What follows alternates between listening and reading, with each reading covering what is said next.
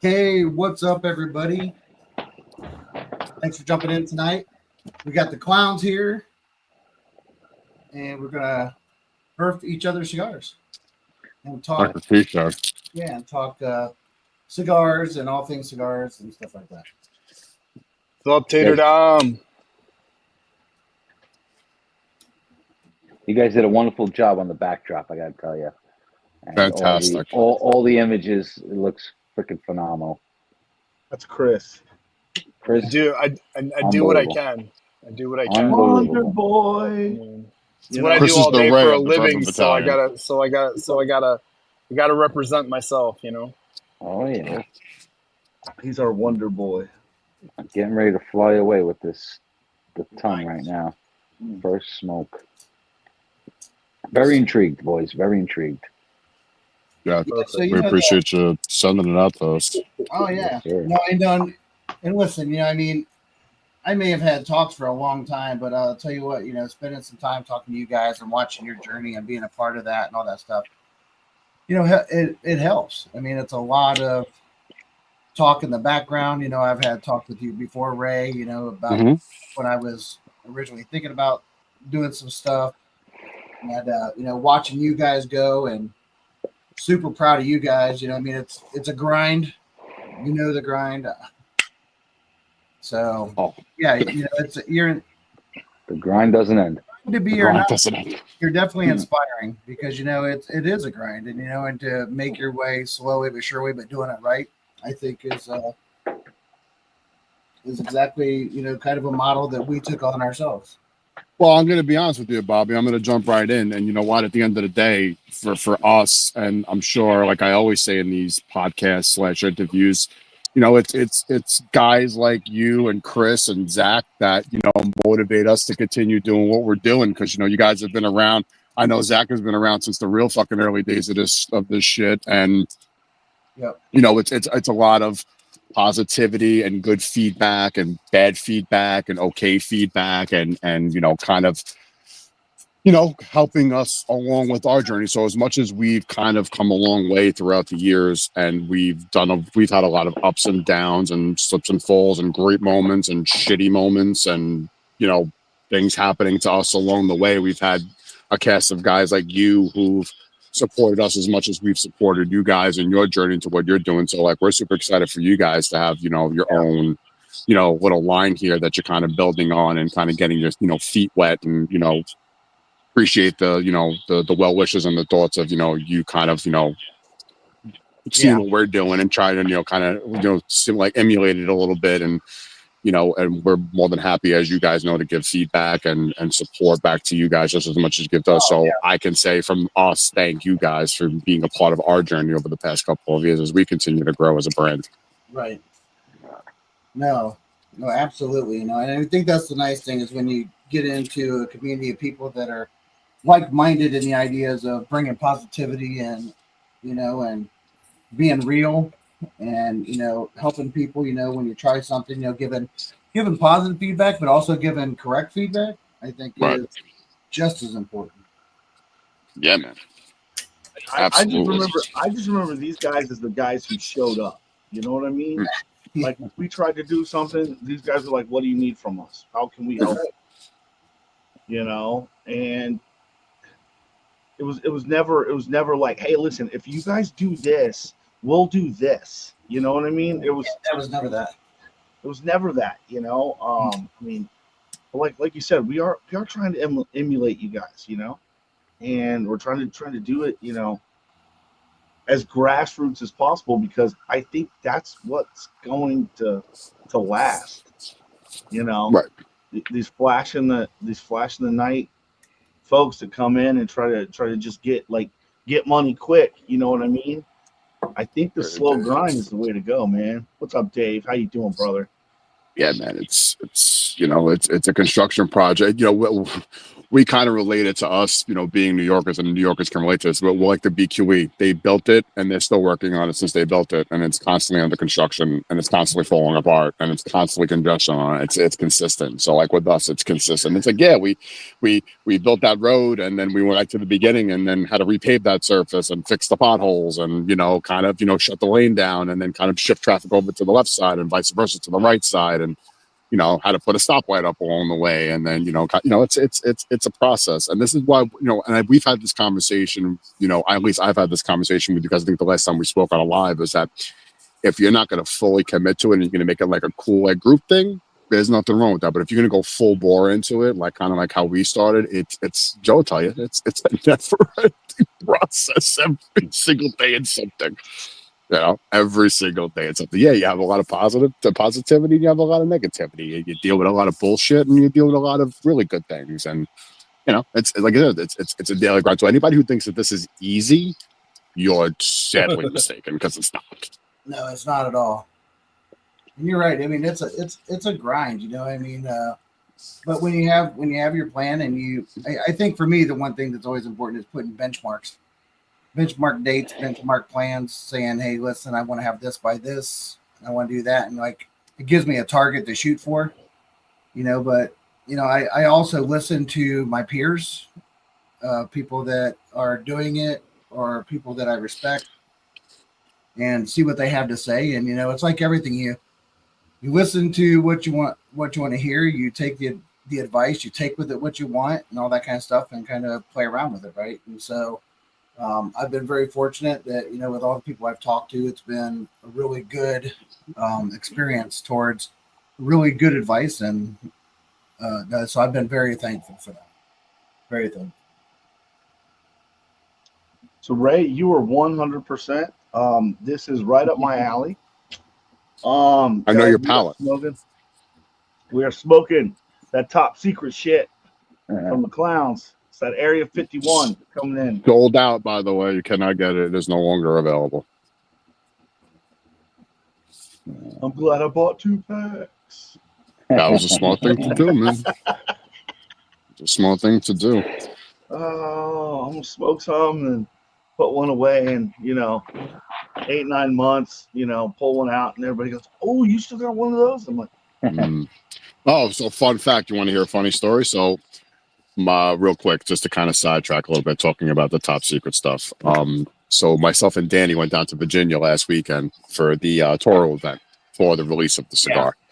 Yeah. And Friday night, I went up to Jersey because Danny lives in Jersey. I went up to Jersey, sleep over, and then me and him were going to get up in the morning and then drive down to the good old Commonwealth of Virginia and do the event, stay over the night, and then come back, do as we call the Joe turn and burn, which is literally get up in the morning, get in the car, and we're heading right back. That's what we do. Sometimes we gotta, sometimes we can't. Sometimes, we're not, we can't stay for, 2 or 3, 4 or 5 days. Sometimes it's just bang, bang. And then, stay for the night, sleep a couple hours, get in the car. And I've learned that from Joe. It's one of the things I appreciate about Joe. He's like, yeah, bro, listen, sometimes we gotta do what we gotta do. And he's right. Sometimes we gotta do what we gotta do. So I always tease Danny every time I go there because he has a lot of the inventory and things. He's doing a lot of the, the stuff behind the scenes, as everybody knows. Danny's like Danny and actually Roseanne, his wife, are doing a lot of our back office stuff. So he has a lot of stuff there. So, and he's got, his humidors and stuff. So he knows when I go to his house, he goes, I rate his humidors. He already knows that. He tries to lock it up and try to keep it from me, but that never stops me from going in the humidor. So he tells me, so we're downstairs and I'm looking through one of the humidors he has, and I find a cigar that's ours that I haven't had in a while. And I'm like, He goes, listen. He goes, if I have more of them upstairs in the upstairs humidor, you can have one. I'm like, all right, cool. So we were done kind of, boxing the bus stuff for the event, getting our stuff together to get ready to leave. I'm like, all right, we're done working. It's dinner time and I can go, I can go look at the treasure box. Like, when you used to go to the dentist and used to go in the box to get your toy when you were done. So I'm like, I'm going hunting. He goes, all right, go do what you got to do. So I was like, yeah. I was like, I need to take one of these bad boys because you have way more than I do. And I was like, which one was that? 5150. Oh, 5150. 5150. So I stole 5150 from him, and then Zach, don't be jealous. Don't be jealous. And I fucking hate Danny in so many ways because he has a lot of these. And I'm very jealous. Oh, AVBs. AVB. I was like, I'm taking these. I was like, these are the two. He goes, these are the two you want. I'm like, these are the two I want. I don't care what else. If you want to give me something else that you don't want, fine. Those are the two cigars that I want. And I'm not smoking them. Special occasion, those come out. So that AVB has just mellowed ever so slightly, but it's just a more refined version of what it was when we initially had it. So what, 4 years ago? 3 years ago? 2021. Okay. So 3 years ago. But yeah, 2021. Man, it's just that's one thing I can't say is y'all sticks. You know, you put a couple of years on them, they mellow out slightly, but they're still, the flavor's still there. You know. Well, as you know, and a lot of people do know, it's probably, you know, like, you know, Joe has his crinkles. That's his favorite. Like for me, that's still my number one. That's still my heart. I love a lot. I love, you know, 99.9% of the line, but that is still like my favorite by far. That's a special cigar. Yeah. So I got a couple of questions, right? Going along with what you were just talking about, right? You go out there and you have cigars that you like, right? You're sitting there, you're blending towards your profiles and all that stuff, and you have dedicated profiles. When you're going through and picking your profiles of what stick you want to go out with next or down the road, what is your major thought? Is it more about what something that you want or something that you're blending towards what the people that buy your sticks are asking for? I think it's more towards what we want. You know, that's kind of like where our journey is going. Like, because, you know, we're on this journey to find the perfect, you know, stick, as we say, a little catchphrase.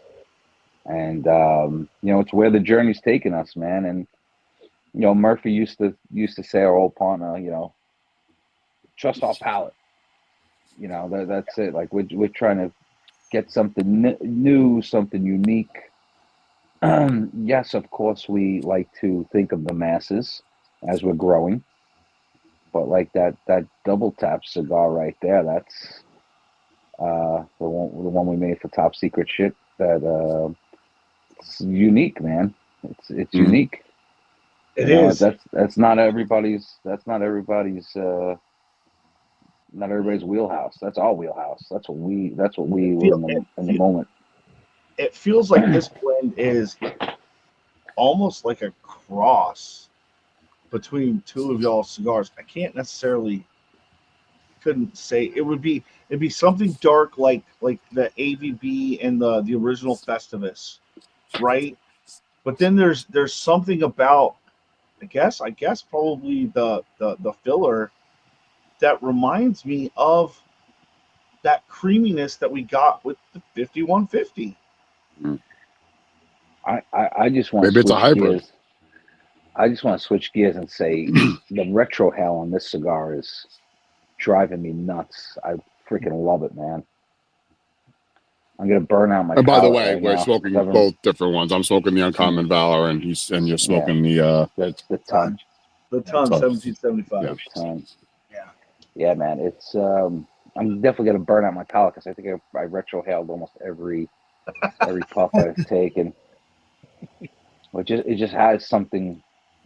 Yeah, the thoughts were very different, right? Because you knew that the first one, which is the Valor, right, was going to be more of like a what I thought of as more of like a premium stick, right? Something that you go to and it's really approachable.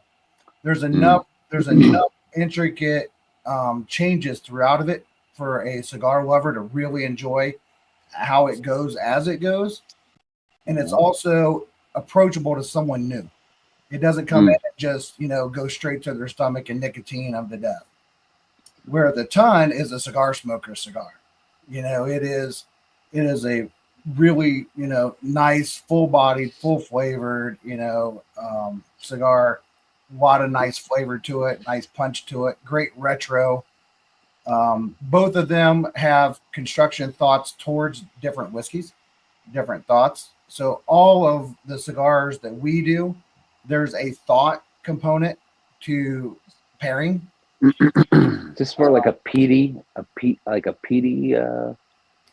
whiskey. I'm not a big whiskey guy. I'm picking up like hops and that one was versatile. Yeah, that one's the most versatile. The ton was more versatile. I like it best with rye or I get that. Scotch. The spice. I could be rye and Scotch on that one all day long. Whereas See, I'm drinking it right now. Yeah. I found my favorite so far to go with it. The J. Henry, the Armagnac blend. So it's the bourbon finished in Armagnac that Nancy Fraley blended for him.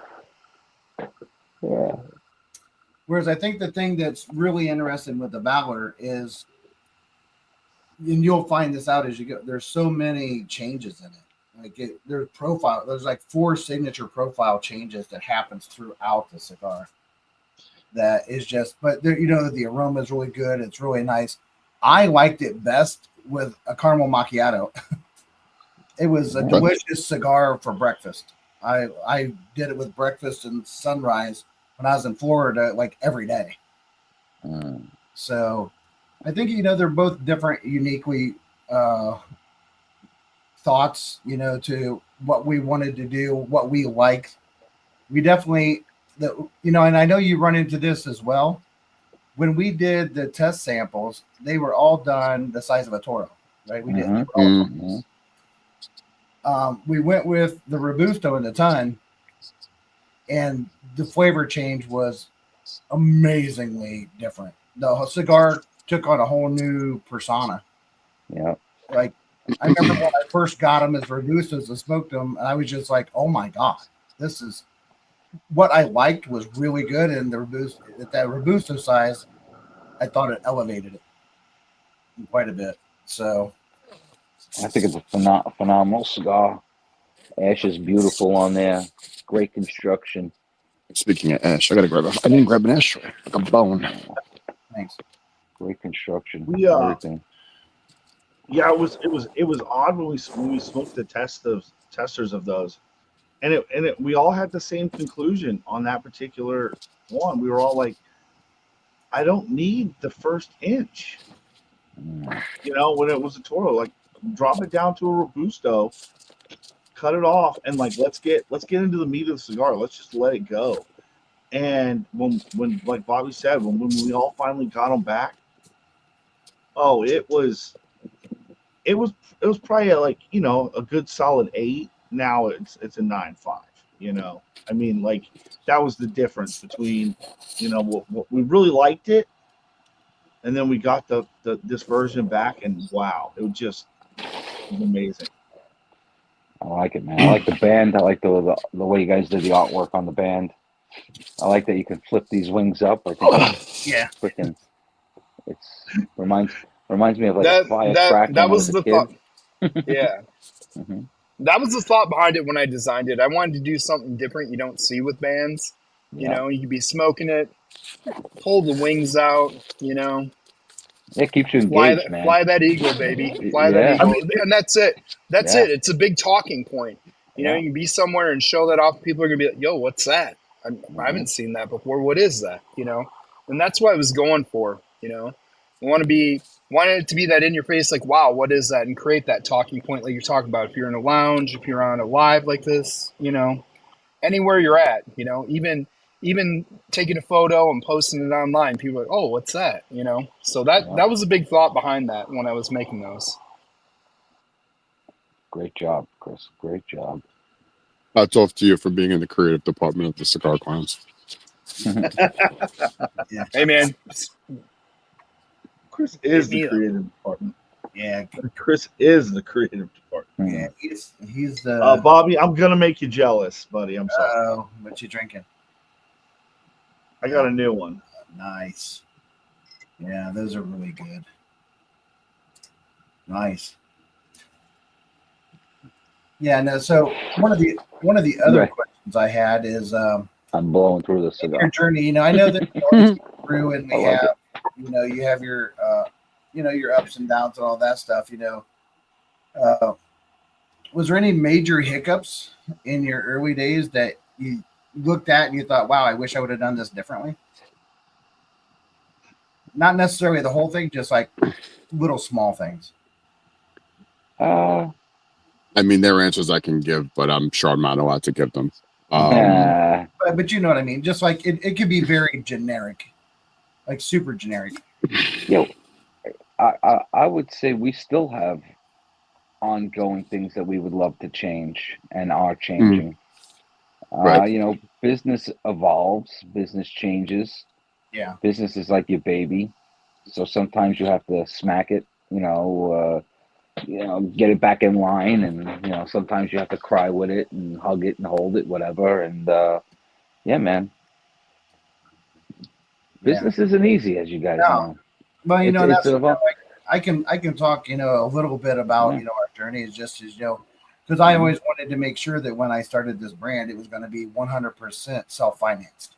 I didn't want any outside impact of any kind. So, it took a lot of consideration to my family, to my wife. They were a part of it in the beginning because they knew we were dipping into personal funds and to get everything started and stuff like that. Right. And looking back now, I'm so happy I did that. But I think I'm always talking and asking, trying to find what's the next roadblock that I'm going to have to figure out a way to pound through and stuff like that. So, well, I will give you some advice. One of my mentors gave me is that you'll never have enough money in this business. That's true. This is an upfront money business, right? For anybody that's not in the business, your money's upfront. You buy your tobacco, you buy your bands, you buy your boxes. You then have somebody roll your tobacco, and then you age your tobacco. That you bought aged tobacco already, but you let it marinate together and mend and become this final product that we're all enjoying right now. Right. But you're talking anywhere from 90 days to 9 months to we have one project that's a year and 3 months that's just going to be coming out for our Festivus. So it's just money is the issue, and you guys are self-funded, which is great. We are self-funded as well, but it comes to a point, man, like I wish I had Daddy's fucking Warbucks behind me who could just fucking write these. We need 250,000. Here you go, 250,000. What do you need? You need 35,000 for boxes. Here you go, 35,000 for boxes. We know we're gonna get the money back. We know we're gonna sell the product. We know our product's good, but it's just like it's a constant head banging against the wall. You feel like you're playing the shell game, constantly moving the shell around. 100%. Recon Monty. We play. That's it. That is the game. That is the game right now. And and then once you get over that hump, you grow again, and you're right back at that hump, and that hump is just bigger this time. And we're blessed that we signed on some very large retailers, but at the same time, we have to have inventory for these guys because so it's rough. It's rough. Yeah, that's what I've been working on right now is just quite honestly, picking up extra money here and there, doing tastings and doing stuff with the Bourbon Battalion and letting the Bourbon Battalion help pad the account. I'm fortunate enough that I can go out and do that extra and bring in that extra money, and so I agree. I think that the biggest limitation so far is just cash flow. I think that's always the biggest limitation, at least it has been for me, is where am I pulling this from? I mean, we're selling cigars and that's coming back in, but you're working on the next thing, and you're always working on the next thing. And when you do that, you're just always into the cash. And money's not cheap right now. Money was cheap. Money's not cheap. Money's very expensive right now. And also being in the tobacco industry, Ray will tell you, the banks don't want to touch you for a loan or a line of credit or anything like that. It's like, oh, you're in the tobacco industry. Whoa, we can't. But if we were selling hot dogs, we were selling hot dogs on the corner. No problem. What do you need? You want a line of credit? We got you. You need this, you need that. Oh, that was definitely one of my biggest hurdles. Mm. Being an online retailer. Oh yeah. Or actually, I'm a wholesaler, but you go through and getting someone to do your processing. Oh yeah. Getting someone with good rates to do your processing. What about the yearly fee to take? Now I own multiple businesses. I never heard of a fee to be able to take credit cards, and I checked it with multiple people. And for the tobacco industry, yes, you have to pay an annual fee to Visa, to MasterCard, to American Express. So I actually found somebody that I'm working with, a very large bank, which I was shocked that I was able to get it done, where I don't have a fee. Really? That's good. Yeah, I don't. I just have my processing, and I don't have a fee, and I can process. They'll process every card. Wow! And they know your tobacco. Yeah. It's all through Battalion Cigars. That's great. You gotta send that was information. The crazy part when that it was great. That kind of like I just on a whim went up and started talking to them. They said, "Well, I don't know. We got to look into this." And we started tinkering around. And it took, Chris, how long did that take me? It took about a month with them. Yeah. We went with somebody else before them because they said they'd look into it, and it honestly, it worked out perfect because the first people we were with decided they didn't want to deal with tobacco. They made a change and told us we were good for like 2 more weeks, and we were worried. We were like, oh no, now what? Now we got to set this up, and boom, this other one that we've been talking to for it was a good month hit up Bobby when we were like 2 days away from not being able to have processing. We're like, we got you. That's great. Let's try this. Offline, send me their information. That they went through and did it, and then they called me up and said, "Hey, I just want to check in. Is everything going good? Are you having any issues? You having any questions? Everything okay?" And I said, "Yeah, everything's working fine." They said, "That's awesome. You're the first person we've ever dealt with this." That's great.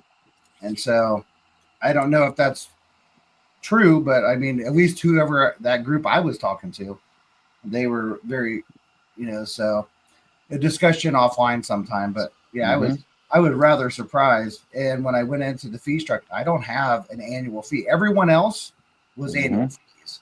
This one, the whole industry has an annual fee. Yep. So that was a big thing too, because I was like looking like, okay, how many thousands am I going to spend, or what am I going to have to do yearly?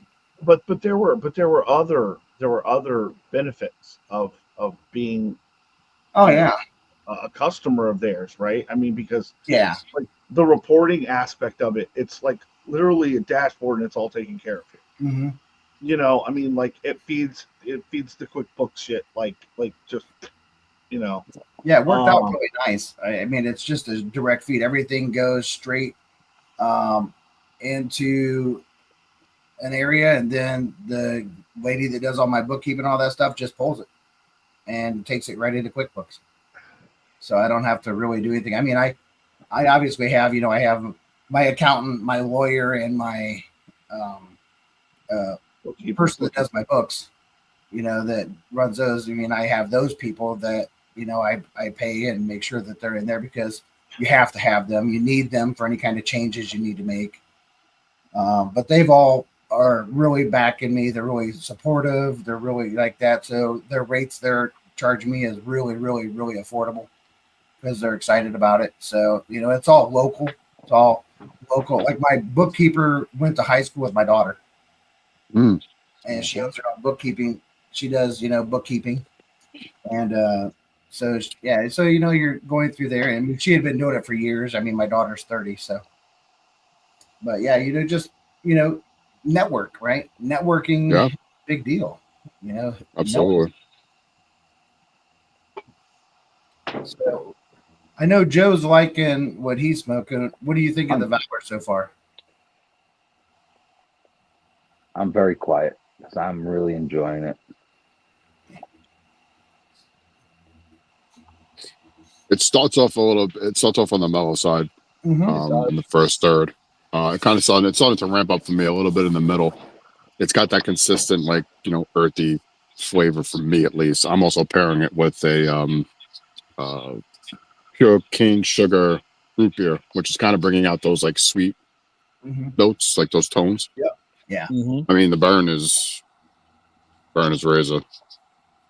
Smoke output's great. Construction's good. I've had to just kind of like, you know, basically just kind of like a little bit kind of, you know, touch it up just to kind of keep it where I want to keep it. I'm not like, oh, I'm deducting points because it's not burning all the way around. That's not me. That's not how I roll. I don't give a shit about that. That's not going to take away from the quality of the smoke. People kind of, you know, live on that, which is fine. I don't shame them for it. But you know, I'm enjoying it. It's got a great retrohale. It's got a little bit of that like white pepper essence on the retrohale, which I like. Yeah, this is a morning smoke for me. Yeah, I would agree with that. It's a morning smoke or a white smoke. You know, a really nice premium smoke for someone newer getting into the game.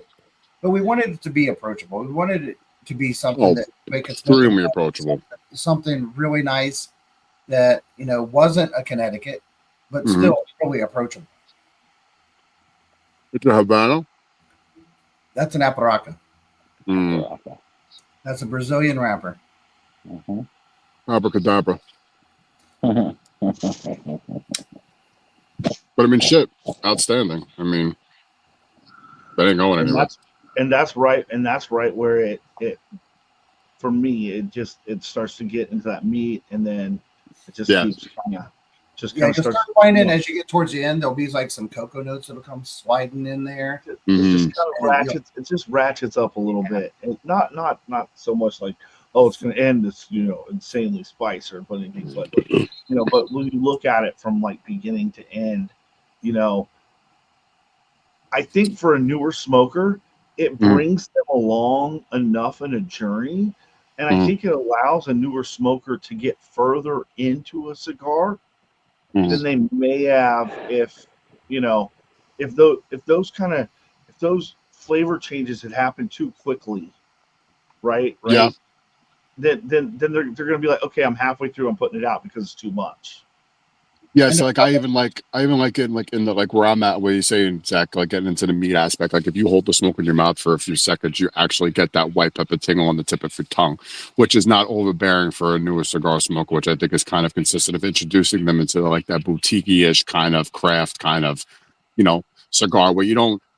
You know, if you're smoking your mainline stuff, it's kind of, you know, they don't have those super transitions with a lot of people, like, especially in this group, they love those transitions. You know, could there be multiple transitions? Yes, I don't mind that. Can there be subtle transitions? Yes. Can there be one flavor in the third, one flavor in the middle, and one flavor in the end? Yes. But like for this, as far as, you know, what audience that you're trying to approach with this particular stick, I think you guys hit it. You know, that was supposed to be the mass appeal, you know. Like that was the one we hoped everybody was going to like, you know what I mean?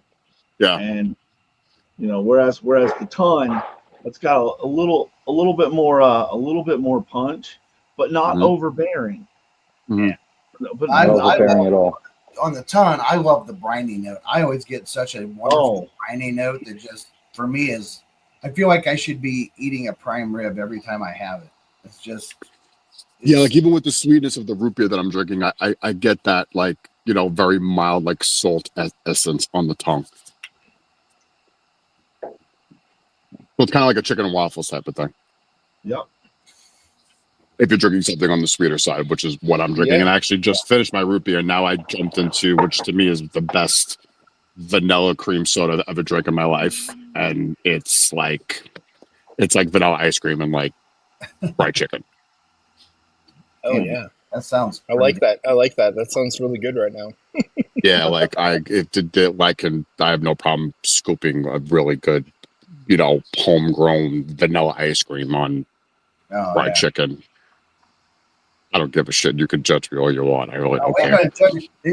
Listen, I don't know how the ideas, but you're talking to me and Chris, and let me tell you, 400 pounds once. I'm still a fat kid on the inside. You got the big guy tingles, big guy tingles. Yes. It's not just fighting tingles. It's fucking big guy tingles, man. You're talking ice cream and chicken. I'm in. Dude, ice cream and chicken and a little bit of like really good Vermont maple syrup. Oh damn. Okay. I get some really good Vermont maple syrup. My buddy has a Sugar Shack, man.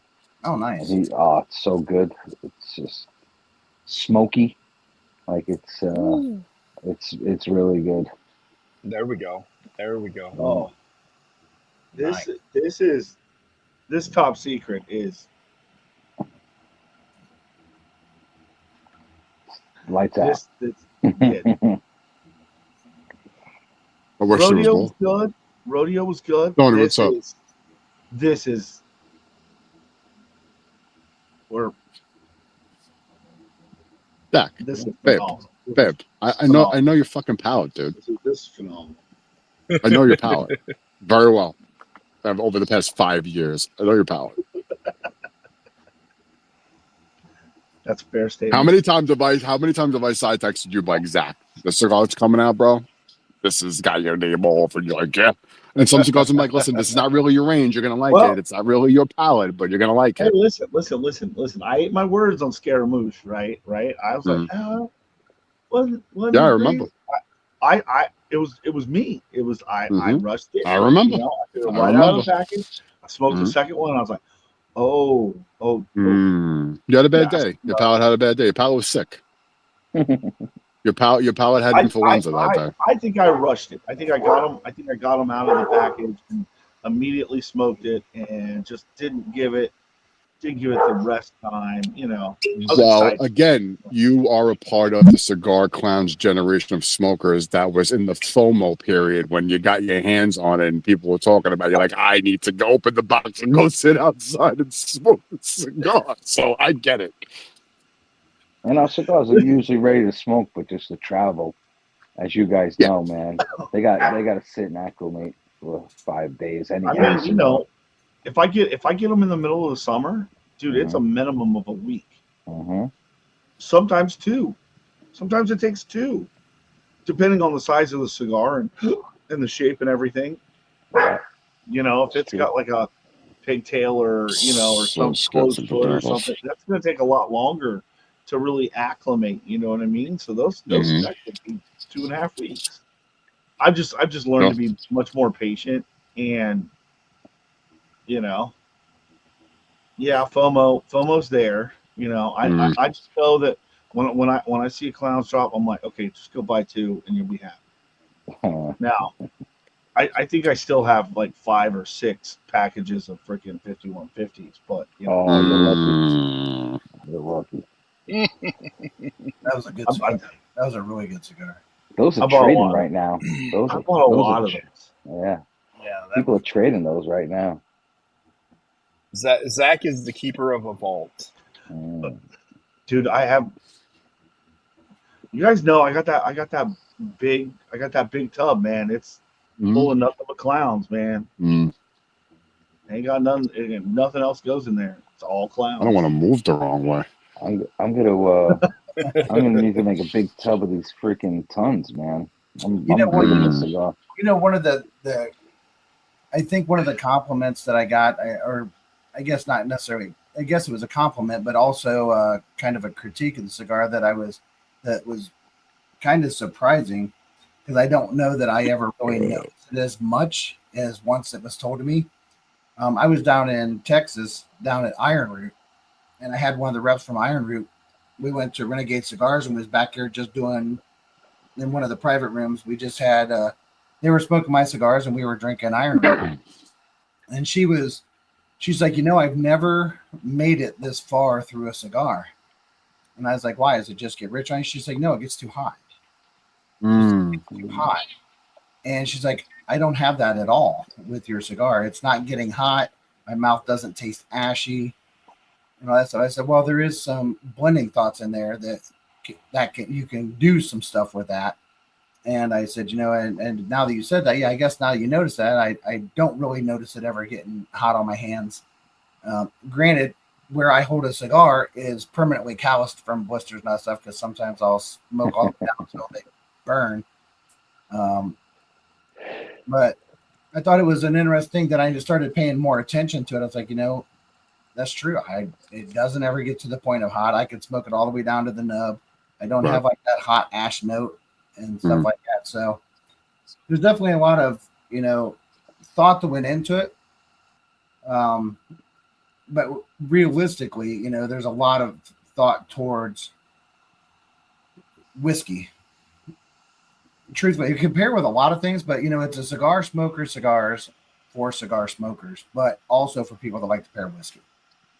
And you can pair about anything you want with it, but you know, whatever you like. But for me, I wanted it to be, you know, that when we send out our cards and our tasting notes, it also says, you know, what we would pair with.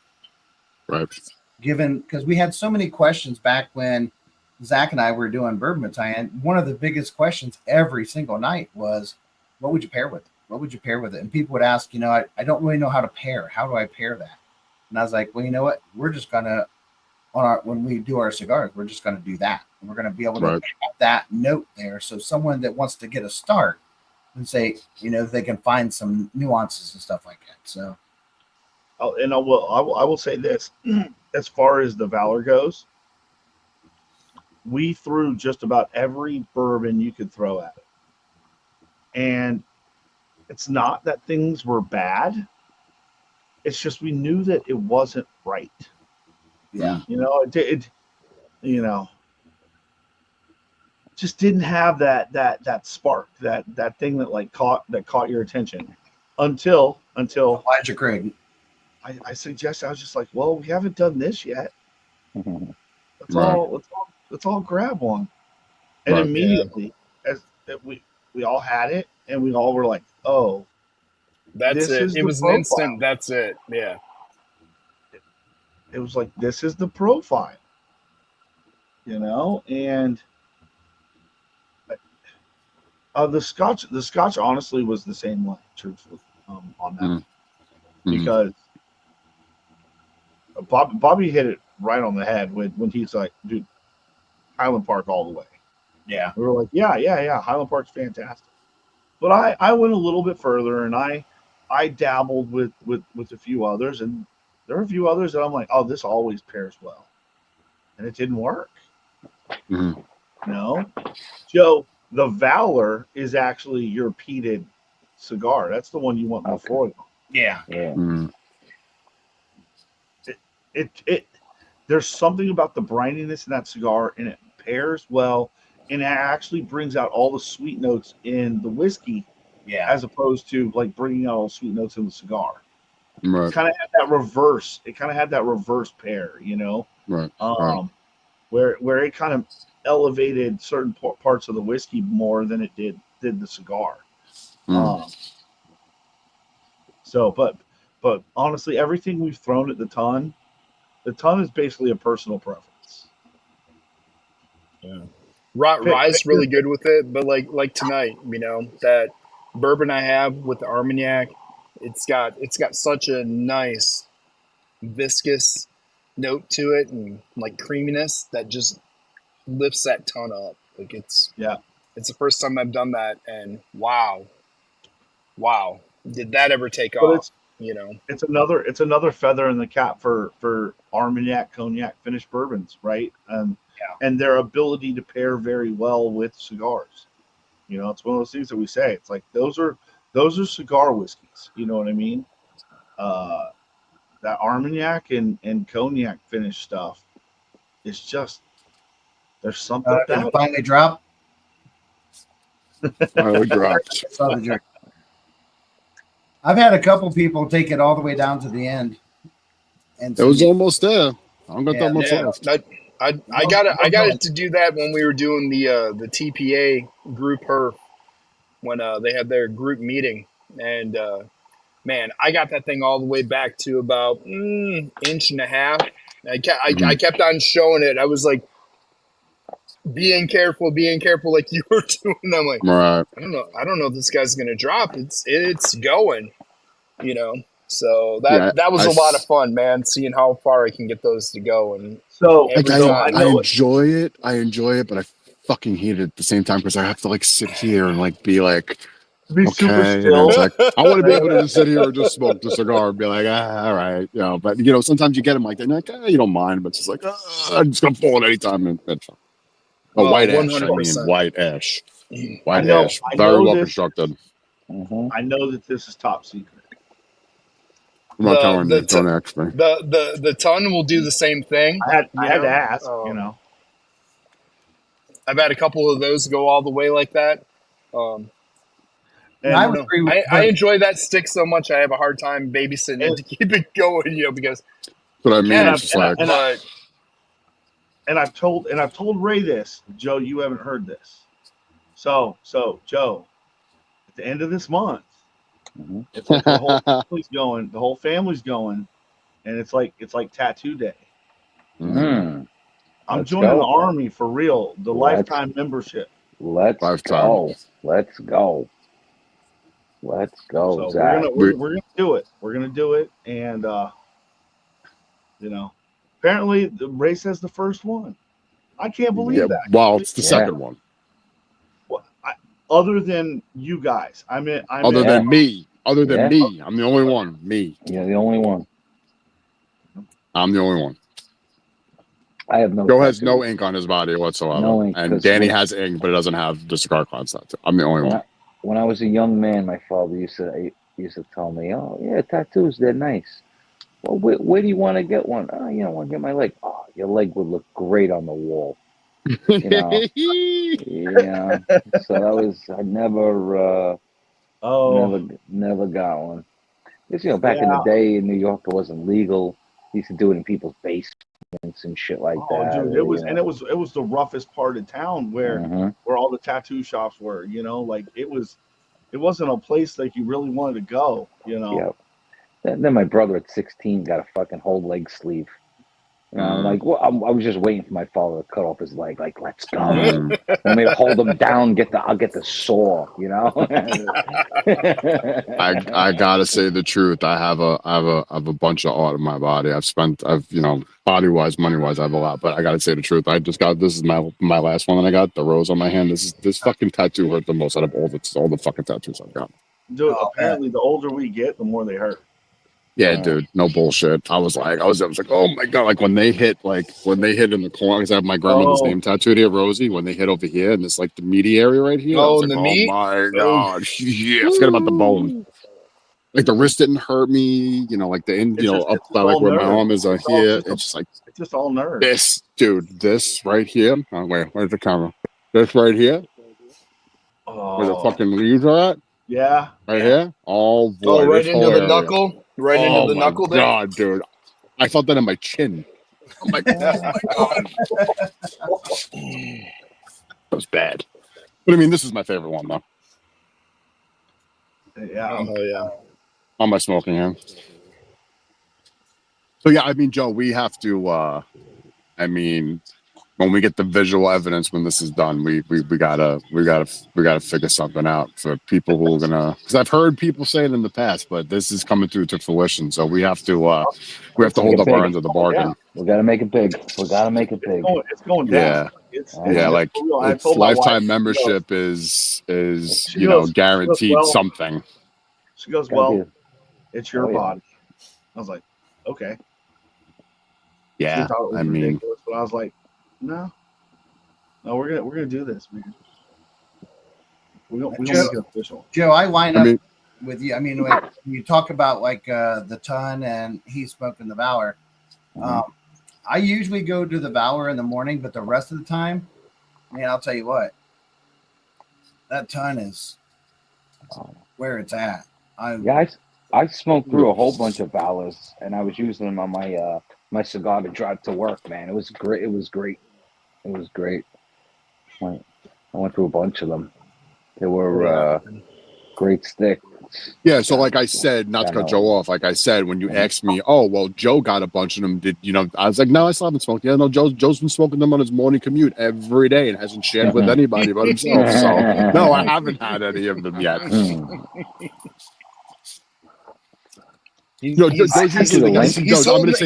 them ransom like you're holding the colas ransom now. I sent you the link where to buy them. Come on, you gotta support. See, wait, hold on, time out. Joe is the one. He'll be like, "Yo, listen, we support other groups. We've always done that for our entire existence." And Joe's usually the one to be like, "Hey, I'm gonna order a whatever from, random name, Joe Blows cigar. Fucking, I'm gonna grab. Do you guys want me to grab you some? And I'll fucking, well, whatever. Yeah, cool. Yeah, Joe, yeah, grab me a 5-pack. Well, whatever. Or you smoke them, let me know. What you think, or if you want to get a couple extra, I'll grab a couple from however. Like this time around, nope. No, Joe ordered for himself, and then we found out after the fact. He's like, "Yeah, this is my morning smoke." He's like, "Yeah, I got one for you." As I asked him, I think the last time I saw him, he's like, "Nah, I smoked all of them already." Like, thanks. Yeah, Well, happens, I think that's a testament to how good that cigar was that he hauled. Yeah, man. That was the dollar, Joe, right? Yeah, so he didn't smoke the ton. Yeah, and I haven't smoked it yet either. Tons of great cigars. We do have them. They're both available on our website. Like I just posted up available. There. We got everything available over at BattalionCigars.com. Love it.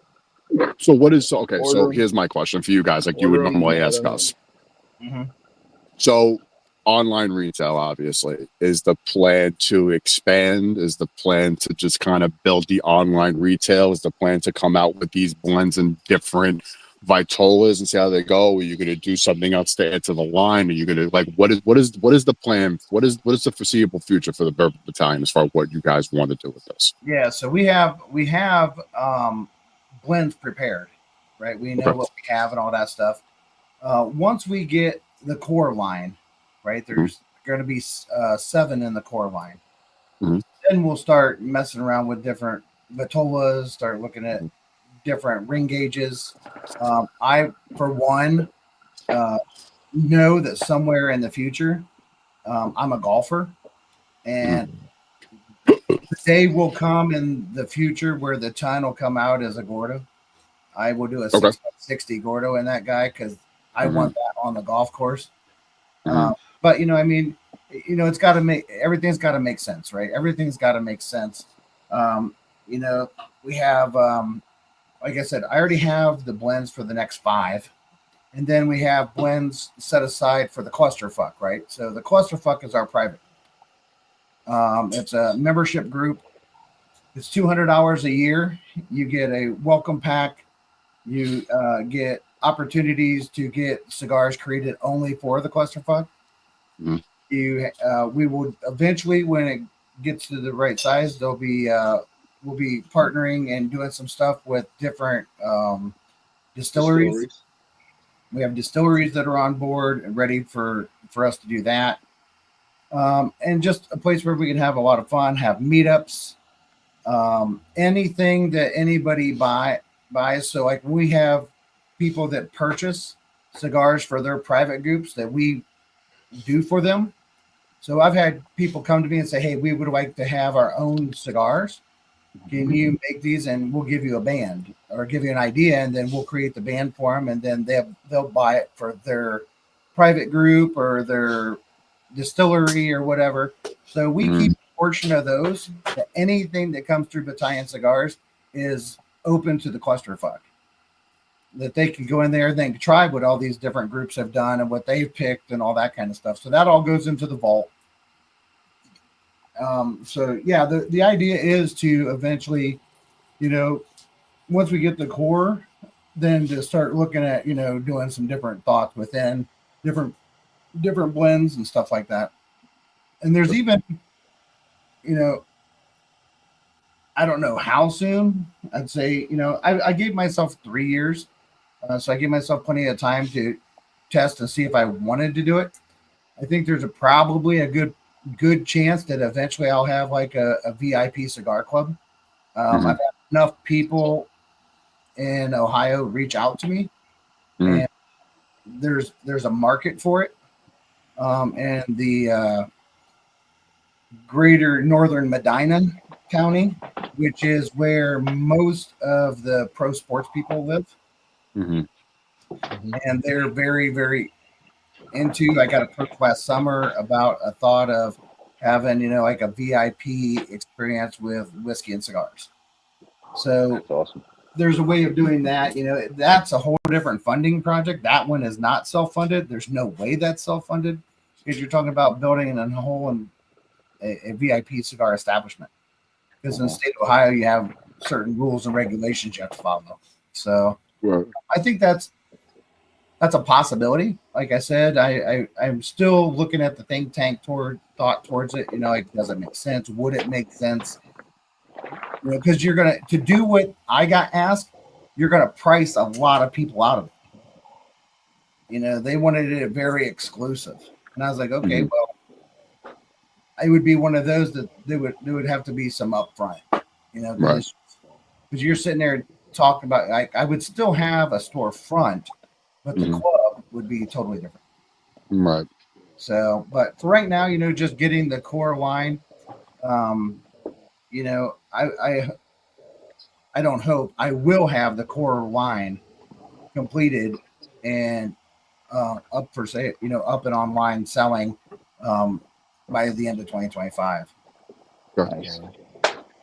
Yeah, we have our first private collaboration with a group south that went to my group of former pro baseball players. I come from that world. I played pro baseball, so we did one for the Bourbon and Cigar group that we have. So that's out there. I'll be meeting with another private bourbon group here in the next couple weeks that wants to do a private stick with us when we talk about doing those collaborations. I talked to them. They got a couple stores that are going to do it with them as well.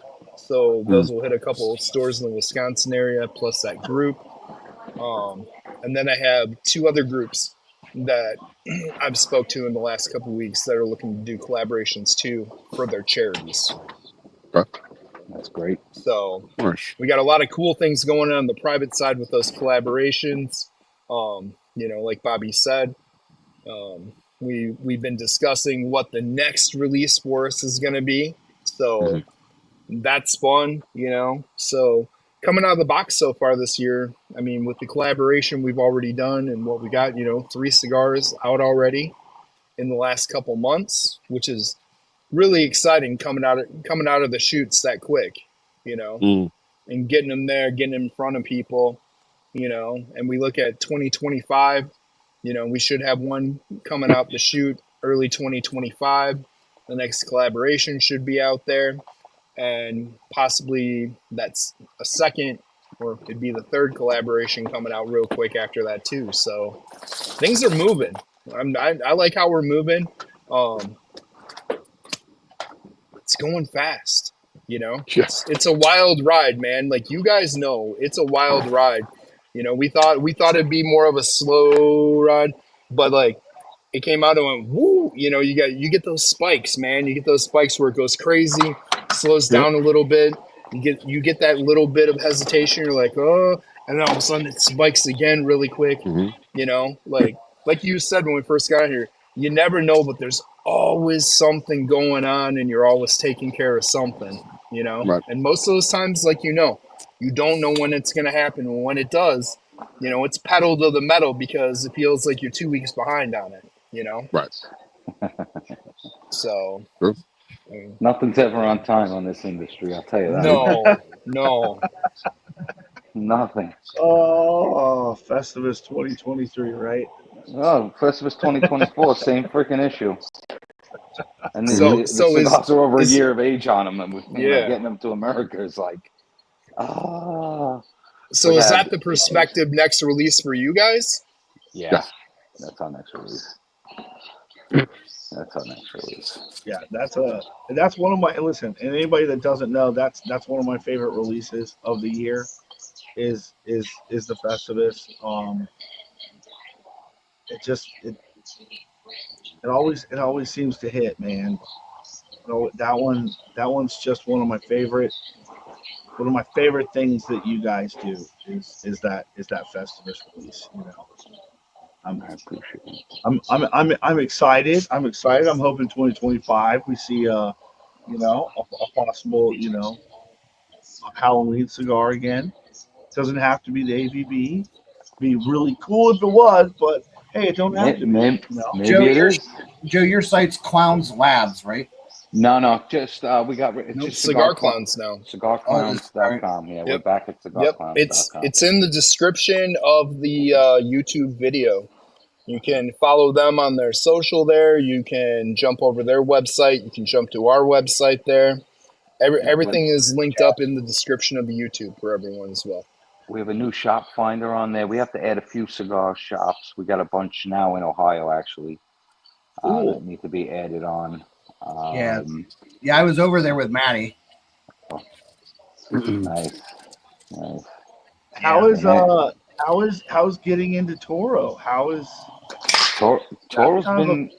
Toro's been great for us. We have a great relationship with Mike and Ken and Jake, who does their web, and just a great team. As you guys are veterans as well. They're just a great group of guys. Their clients are. Yeah, I've been talking to Jake. Yeah, great people, man. Great people. And I like they bring one brand on at a time. Yeah. So they're not flooding all their people with cigars, and they take their time to introduce the brand. And Ray and Danny went to their big annual party on Veterans Day weekend, and it was just a great thing. Unfortunately, I had a retirement party to go to, so I wasn't able to go, but I wish I was there. So a lot of pictures, videos, FaceTime the guys. It was good, man. No, that's awesome. They are a great group, that's for sure. And there's a lot of I'm great. excited. I've been talking to Jake a little bit in the middle of his move and stuff, and I know he reached out to me as he was very interested in the ton, and so we're gonna send some stuff down to him to let him try them out. Good people. I think you guys do well in that. That's for sure. Ooh. Great shop. This first puff, and this is my palate. Oh, dude, that's a great. Not even fucking cigar. Hesitation. The first puff is my. Show off them wings. There you go. Show off them wings, man. I'm proud of those things. So you should be. I tell you, I was very quiet smoking that cigar because I really enjoyed it, man. Really enjoyed it. I knew when you went into that, you were gonna be like, yeah. No, that's as Joe would say, this is a race cigar. Yeah, that's I hit my palate. It is. I hit my palate hard. That's also why I wanted to right on the jump one first. I wanted to just smoke the other one first to get that one, and then go that tongue, because that's one of the the retro Ray. I've begun it. Wait a couple of puffs and retro that bad. Oh, that's what I'm going. I still have a mouthfeel on it. It's a great cigar. Guys, I have to jump off. I have an early start. I am doing a work interview with a gentleman for the next 2 days. I'm seeing if I'm going to hire him or not. So I have to be bright and early and be out in the field. Gotcha. Got to do it. You know what I mean? Oh man, got to hump stone and hump hose like everybody else. Just right. Hey, we appreciate you taking the time to come out, man. Hang out with us, Herf on that ton, talk about it. Man, we appreciate it.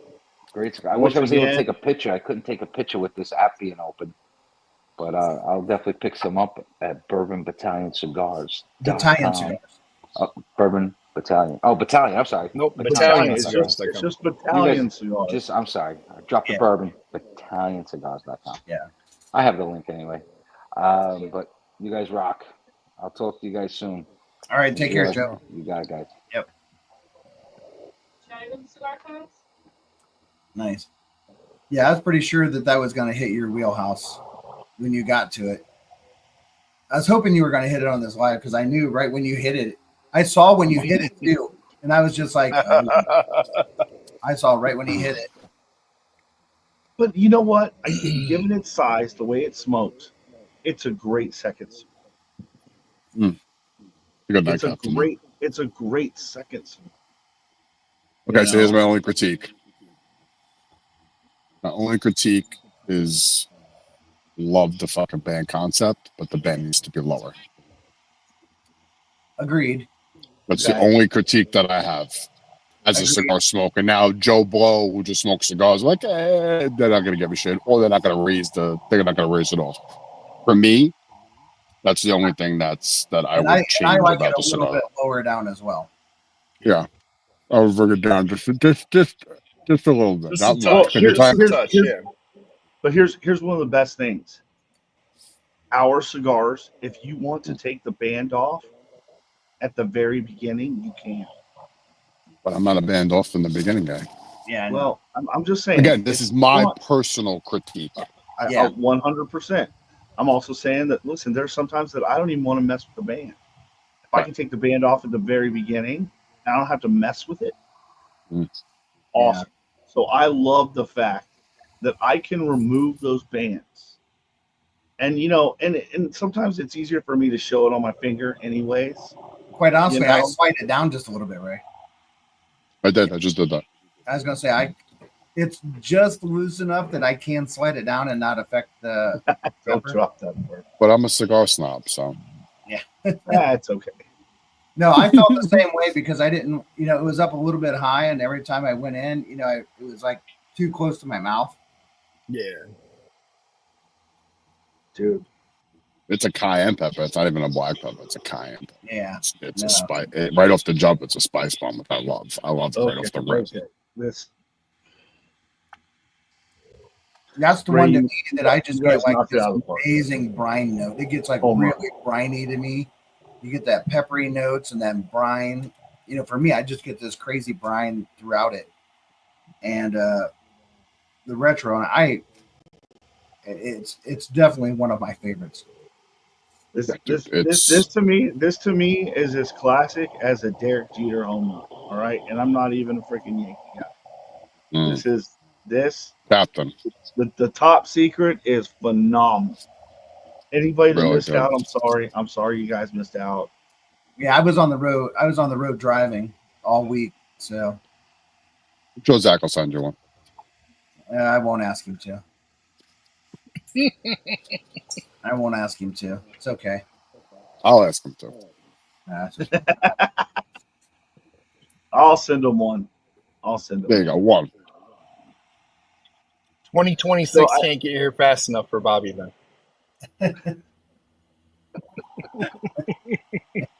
But seriously, man, this is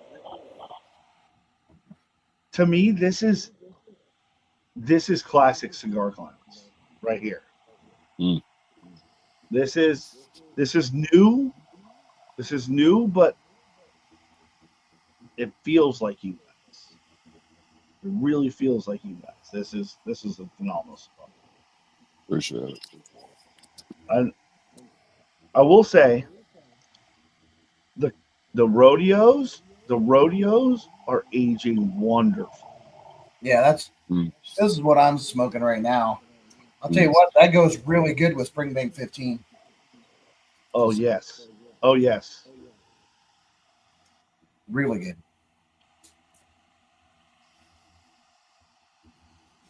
Wow. That is 100%. That's 100% a Zach stick. Yep. Oh, I'm lucky. Oh man, I love the little bands too, man. Like all the top secret shit in the background. That's awesome. Smoke out. Do you want to talk about Dragon Clouds? This thing's Dragon Clouds all dude, day. that one, like anybody that's looking for smoke output, the ton is just, it's Dragon Clouds. Yeah, it's a banger on that level all day, man. And it stays that way from the start to the finish. No hate on the Valor, but this is for me personally. This is big. Yeah, that's a great cigar. This is box worthy. Appreciate it. And we do have those being made as we speak. So we put in orders for boxes. Okay. So they should be in coming soon. Coming soon, yeah. See, I mean, I just want to take it off in the beginning. It just comes off. There's nothing. I mean, it just slips right off, man. I love the fact that there's like as little glue on there as possible to try to. Right. Because we all hate that, man. We all hate that. Mm-hmm. Hate it. Perfect, Tony. Good. Awesome. Yeah, and I've had the same experience with yours as well. It's been straight. The only reason an ash has been dropping off is because I've been dropping it off. Mm. It wouldn't have fell off. It would have probably just stayed because I don't have any separation at all on ash. No, those things smoke like beasts. Yeah. Yeah, I mean, we got, Festivus is coming up. Hopefully it'll be here this week. It should be going out very shortly after that. Yeah, I'm looking And then looking forward to trying a Festivus for the first time myself. And then we got Goldie Grace in January. Volume 2, huh? Yeah. Well, yeah. So is this going to be the same blend on the Goldie Grace, Same or is it going to blend. be completely new? Nope, same blend. Okay. Same exact blend in the Corona size.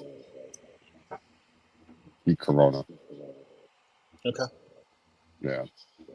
Looking forward to that. Looking forward to opening up the the Goldie Grace universe in 2025 at some point. But yeah, with the relaunch of Goldie Grace. I mean, and for those who know, it was going to be just a limited run, and then we were going to kind of venture into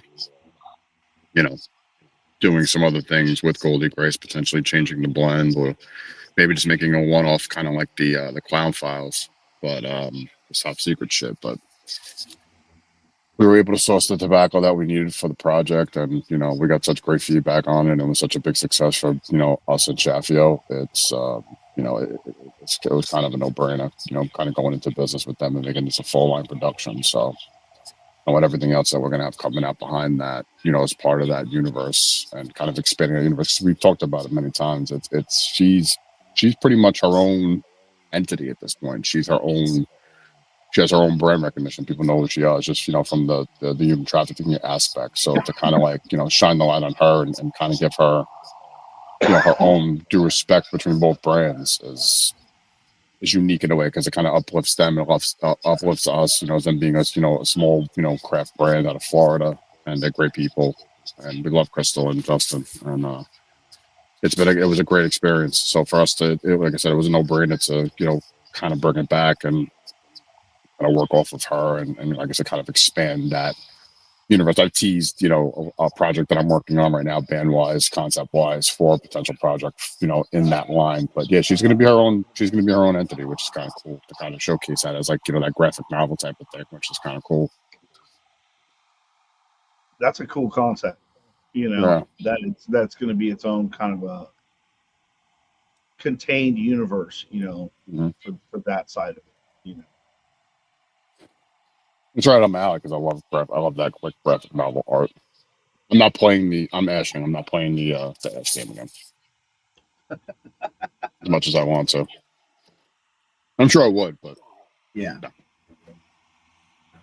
I'm smoking way too fast because it's good, so I'm trying to slow down a little bit. Man. I do the same thing. I have to. It is a bit of a quicker smoke, though. Yeah. It is naturally a bit of a quicker smoke. Right. So the perfect nightcap for a night. I can tell you that. Oh yeah. For me. Tony, listen, I can smoke a full body, pepper bomb at 7:00 in the morning. That's just because my palate's toned to it from building it over the years. But I can also smoke a mellower, kind of straightforward cigar like the Valor to start my day, or if I've had a lot of cigar smoking in the day, throughout the day, kind of finish that off if that's something I want to just kind of like mellow out my palate for. But for me, this is a perfect like late night stick before bed. It gives you that little bit of a kick. Like it's made, like, I don't know if you see it in my voice. It's kind of like mellowing me out and just kind of making me in that Yeah, definitely. That chill. I like the what do you call it, Zach? The what do you call it? The Heartbreaker. Got that melatonin feel to it. Dude, come on, man. That there's nothing funnier than that live. Mm-hmm. When everybody got on there, I waited to that live to smoke the Heartbreaker. And we all started sitting up. By the end of it, we were all here. Yeah, man. And poor Ray's like, can you guys talk about it? We're like, Yeah. good. It's good. Yeah. Yeah, like the only thing we could get out was it's good, Yeah. That's the heartbreaker. The heartbreaker is like, you know, it's like it's like it's sitting there breaking your heart, and you're just sitting there wallowing in your misery, smoking this fantastic freaking cigar, and you're just like, oh, Contemplating life. oh man. Yeah. It was the perfect cigar for that name, man. I'll tell you that. It's like you're like, I don't want this to end. It's just like, It kicked everybody's ass who was on that, and everybody on there smokes a lot of cigars. So it wasn't like yeah, a bunch of newcomers. It was a bunch of cigar smokers, yeah. and we're all just sliding down in our chairs as Mhm. we went through that cigar. That's awesome.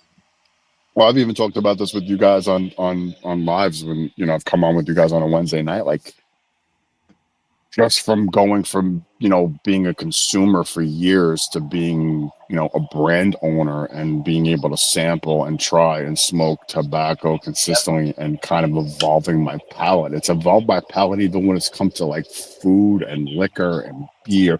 I was never an IPA drinker. Never. I hated IPAs. Hated with a passion. I would rather drink a friggin' Keystone Light than drink an IPA. like no. And like all of a sudden, like when I started getting into these like really full body cigars, I was like, my bud's like, he's like, you gotta try this IPA. I'm like, I don't like IPAs. And I was like, drinking IPA with like a really fun, I don't even remember what cigar I was smoking, but I know it was full body. I'm like, holy shit, I'm like, this is fucking good. And I started drinking IPAs. I'm like, this is shit. I like IPAs now. What the fuck? It's that like, really? juxtaposition, it's that dude.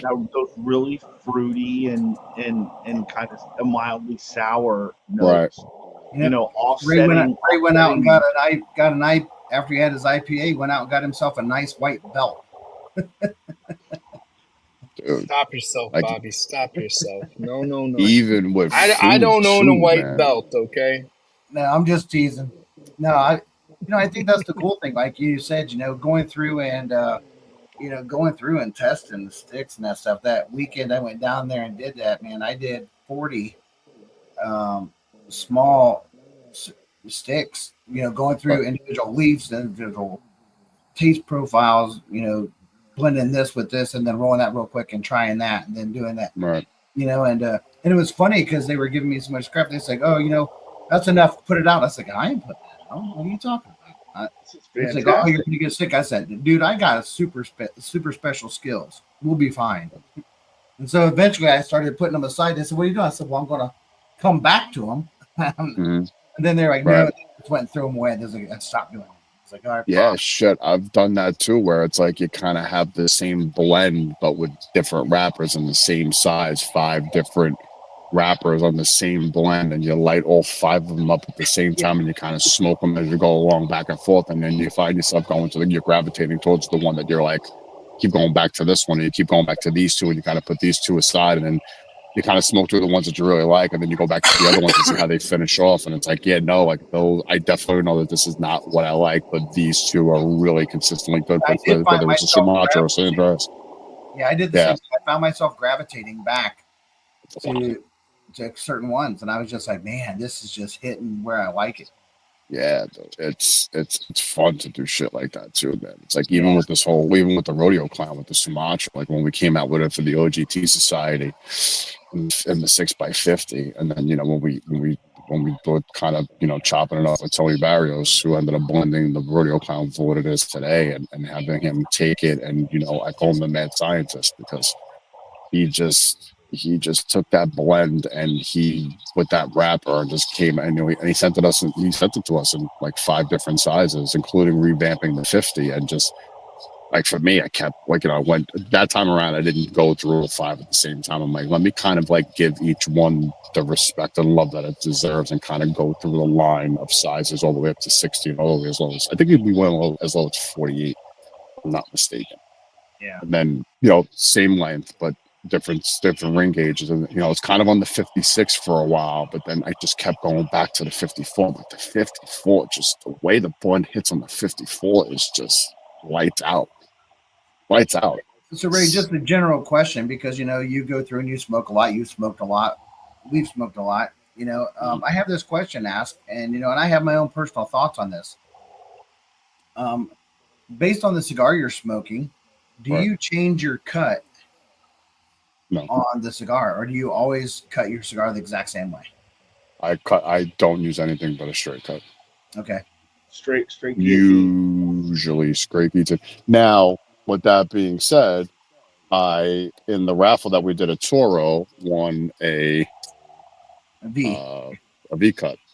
So I cut the V cut. I'm using it for the first time tonight, and I used the V cut. I did the king cut on the Valor, and I did a straight V cut on this. Gotcha. So will I dabble into different cuts? Yes, but 99.9% of the time, it's a straight cut. I don't do punch. I don't like punch. Never used punch. Don't care about the punch. Not interested.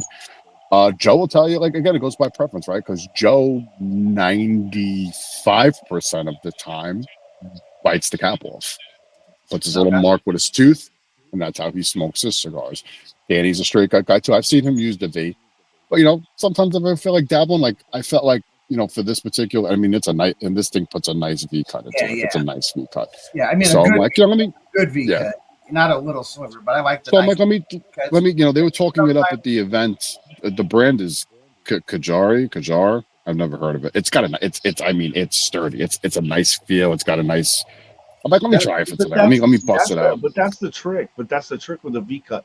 If the action is not very stout, you know what I mean? It just doesn't work. It tears the leaf. You know what I mean? This cut perfectly. Perfect. But again, Bobby, to kind of even answer your question a little more, I feel two aspects of the cigar industry are player preference: cutting, lighting. However, people ask me all the time, oh, well, listen, my preference of doing X, Y, and Z is my preference. You can light it with a cedar spill. You can light it with a torch. You can light it with a match. You can light it and then cut it. You can, everybody has their way of lighting a cigar, and there's no wrong answer to it. For me, I use a torch 100% of the time. It's very rare you'll see me use a cedar spill. It's very rare you'll see me use a match to light my cigar. I like using the torch light. So, when I'm toasting my cigar and I know where I need it to be, I let it kind of get that white ash on the front when I know I'm good at my preference of toasting. And then before I puff that cigar out, I blow into the cigar just to kind of burn off anything that's on that end, and then I light my cigar. Right. Some people just kind of just put it right on there and light it up. Preference. Right. I don't agree with it, but I don't have to agree with it. It's not my cigar. Right. You smoke how you cigar, how you want to smoke a cigar, just like you cut your cigar how you want to cut your cigar. But if you're asking me in my personal preference, that's how I light every cigar that I smoke, and that's how I cut every cigar that I smoke. Again, sometimes I go outside the box and I feel a little frisky. Yeah.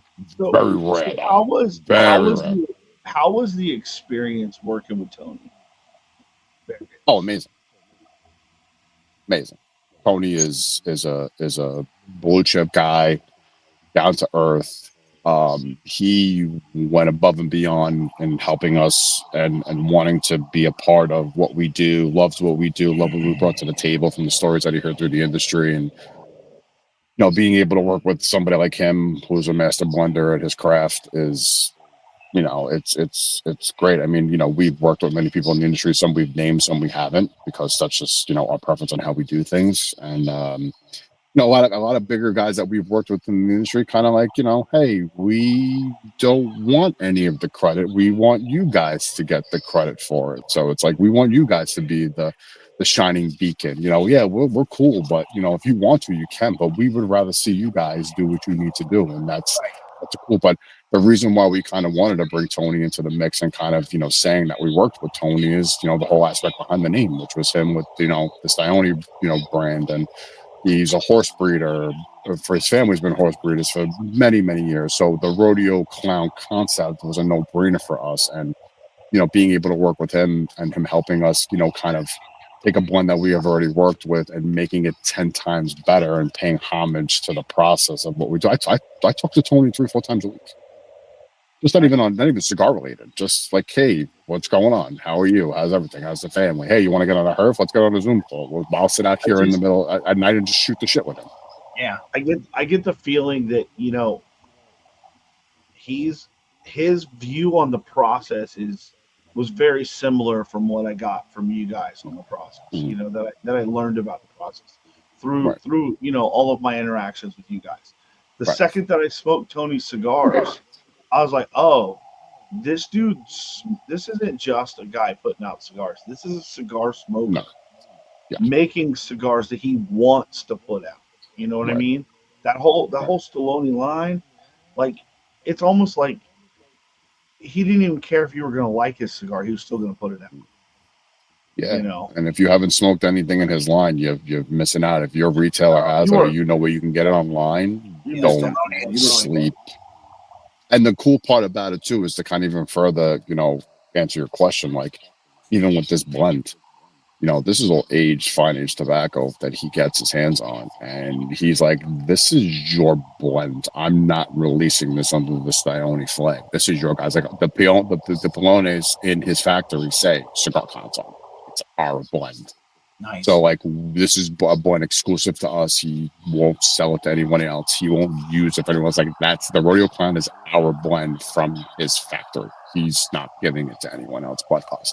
So to have that rapport and have that relationship with somebody like that who believes in what we're doing and believes in what we stand for, and for him to stand by us and take something like, again, that we had to blend and remaster it technically and make it significantly better what it was. Not that the Rodeo Clown was not the Sumatra one that we did was bad by any means. It got a lot of great feedback, but to make it better than what it was, I could do not pay homage to the guy and give him life, because I feel like, you know what, I'm going to be totally honest with you guys. Like for me, I feel a lot of people don't know about Tony, because I've been into many shops even locally around here in these parts, and they're like, oh yeah, I've heard of them, but you guys are sleeping on this guy. That's sleeping on him, because at the end of the day, forget about the shit that he did for us. Like his line of cigars, go out and buy his cigars. Even his lighter, everyday morning fucking sticks are great, and his heavy duty San Andreas and Habano 2000 wrapper stuff that he puts out is phenomenal, dude. So if you haven't had it, you're missing out. Those two that he did with OGT were Silver Blaze was phenomenal. Yeah, they were very good. Some of the best cigars I've ever smoked. Phenomenal. Like I and that's the thing. It's like I feel when you're smoking his cigars, it's like getting an education. Yeah. You know what I mean? Like right. It's an enjoyment factor. Yeah. But there's so much to unpack. You know what I mean? And I can only imagine that, you guys came to him with a blend, and then all of a sudden he's like, no, let's boom, here we go. And you're like, whoa, I didn't expect that it could be this good. You know what I mean? And right. to have somebody that's willing to do that, like, that's somebody that just wants to see cigars be better. Right. You know what, Zach? Not to cut you off, but you know what, Zach? It kind of makes me think of, and I don't like to talk about the past, but it kind of makes me, and I say, I know, I'm sure people, I say it all the time, people are sick of me saying being humbled, but to be able to go through the shit that we went through in the past and trying to, like, squash us out like a bug and make us non-existent for the people in the industry who reached out to us, not even us going or reaching out to them, Tony being one of those people and believing in what we do and seeing the shit that we went through and trying to, and not, again, but I talked about it earlier, like people saying like, no, we don't need you to say it's made by this or it's made by us or it comes from this factory. You guys deserve to be on the forefront, because what you guys are doing as a brand and what you guys bring to the table, number one, is different than a lot of people are doing. And we've talked about this too a lot of times too, Zach. It's like even with the interactions with the customer and the consumer and the fan base and being involved and doing lives and doing herfs. How many again, it's not knocking anybody, but how many brands do that? Not everybody does it. We try to do things differently. Like instead of doing a Halloween stick every year, we do a Christmas stick every year. We try to be different. Listen, Joe says it all the time. we're just a small fish in the pond at the end of the day, out of a huge industry. And for us to have an imprint and people respect and see where we started and where we came from to where we're at now, and have the ability to work with people like Tony and others. Listen, I could name drop people right now all day. But for what? It's like, even when we were dealing with the bullshit back in the day, like I could have freaking dropped bombs on and said talk shit. He came on lives and said, didn't do any of that. There's no reason. No, it didn't behoove you guys to do that. You know what? Right. And it showed. It showed that, you know, you guys had way more integrity than what we were dealing with, right? And like to this day, I still laugh. When I see whatever they're doing, and I just and I see the people blindly following it, and I'm like, I'm sorry that you guys didn't see the writing on the wall, man, because had y'all just followed your hearts, man, and followed what the people that actually gave a shit about freaking cigars for the long haul. I followed you guys because I wasn't in it for just, you know, sure, I was here to support you guys, but I was in it to, I want to see you guys, I want to see you guys become a household freaking name. And you know what? And if I get to be a part of that, that's freaking awesome, you know. Yeah, man. And it's because I was fortunate enough, and you know, you talked about this, like we go back now, you know, 4 or 5 years, you know what I mean? Yeah. And then, Ray, did you meet Brian Slapshot down there at the at Veterans Event? So he's on Instagram right now. He said he smoked his first Cigar Clown in the Toro grab bag from the Veterans Event 2 days ago. Right now he's smoking the Top Secret. Older gentleman, hockey player, dude. Older guy. Not a lot of gentlemen. Yeah, Brian. Great Brian's dude. like, I think, Brian. Around Brian in the whiskey tube. Brian's talking about the Top Secret.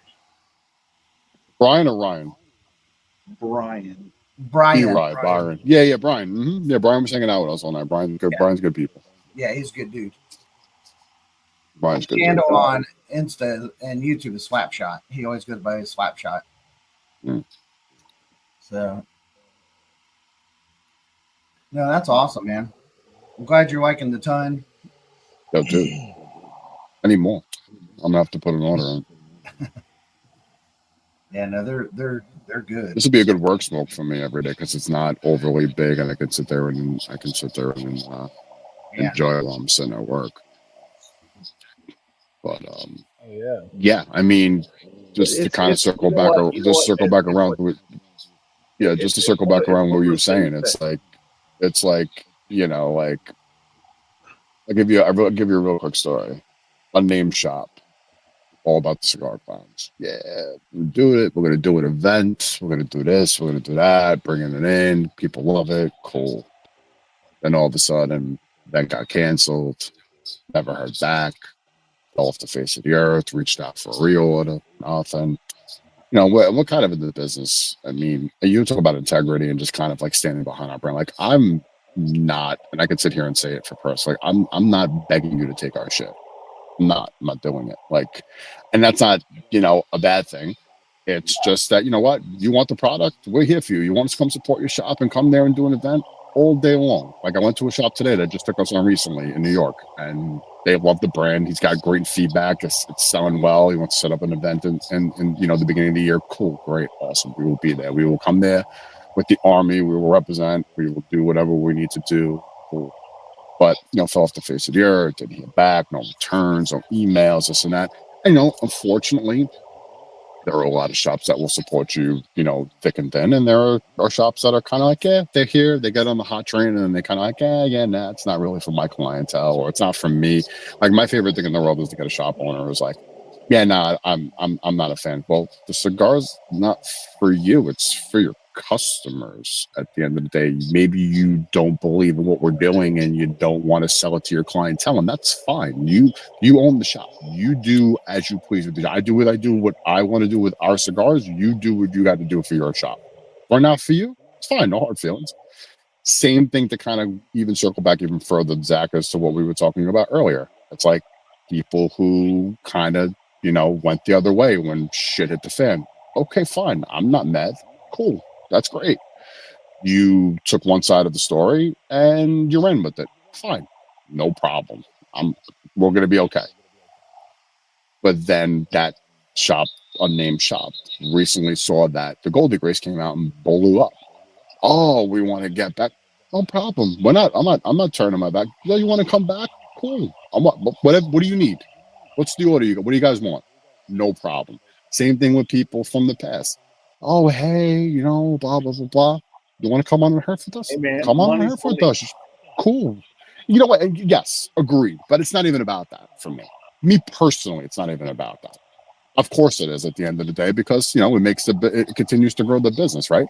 But at the end of the day, we're not in it for that because I've said this to you 1,000 times offline and online. We can put out a fucking cigar every month. Yeah. Can be whatever. Put out 5 cigars a month, different lines. We're not about that. That's not what we do. That's not how we operate. We enjoy what we do and we source the tobacco that we need to source and we put it out to the clientele and we're about the love of the leaf. We're not about, listen, again, of course it's about money, but for us, that's not the top priority. The top priority is maintaining brand integrity. Brand integrity, because if it takes a little bit longer, it takes a little bit longer. Mm-hmm. You know what I mean? I would much rather wait a couple extra months to get something that's a much better quality than just take it now and just shove it to the masses. And I think that's one of those lessons that kind of we learned on y'all's behalf. That we took and we were like, listen, if the blends aren't right, you guys definitely paved the road for others. We're asking for new blends, looking to do this. You know what I mean? Right. Like if the blends don't hit, we're asking for something else. Right. It's not. We're putting our names on it, right? Yeah, that's the thing. Yeah, we're putting our heart and soul into it, and if our heart and soul ain't in it, why would we put it out? And one bad blend can be detrimental to your brand. I'm not going to put out a cigar that's going to make money. Dude, that's true in a lot of industries, especially when you're talking about something that's a luxury, whether it's bourbon, scotch, any type of spirits, cigars, wine. If you rush something and just put something out to put something out because you think you need to make it now, you can ruin your following. You can ruin all the momentum you have, and it only takes one release when you lower your standards and say, we can get by on this one. The next one will be back to who we are. There will be people that'll take this and be no big deal, and it's gonna get us by. But dude, anymore, that can ruin you quicker than anything. Oh yeah, you could also price yourself out of the market too. Mm-hmm. You don't want to get to the point where you're pricing yourself out of the market. I mean, listen, tobacco is not cheap. No. But at the end of the day, you got to be at a price point that's going to be good enough. Again, that's the struggle that we have in home base in New York. It's the 75% tax on cigars is huge. Yeah. So if you did like we did the recession, Zach, as you know, in a 100+ year old shop in Manhattan, and the retail on it is high because of where it is, what it is. It's a world-renowned shop. It started up as a pipe shop back in the day in the early 1900s and shit, or even I think it even might be older than that.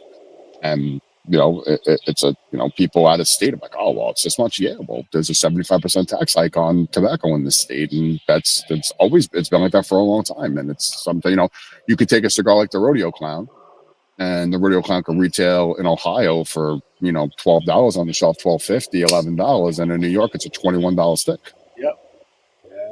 You know what I mean? So it's like, yeah, you have your fans that'll go out there and spend the money. Great, cool, fine. But the end of the day, a shop like that's, it's hard for them to push because it's, you're getting beat over the head in taxes. It's hard sometimes. So we do obviously, from a financial standpoint, we do a lot better outside of the state than we do in the home state. But we do well in the state enough where we can have product in the shop here. But again, sometimes it's hard to sell because it's the premium is just it's high. You're talking about even let's even talk about core. Let's even talk about legacy brands. Let's throw Drew Estate into the mix. Yep. You're buying a T52 or a Unico series in New York for $25, $26, where I'm going to Pennsylvania, I'm getting it for $11. Yeah. Why would I buy it here? Right.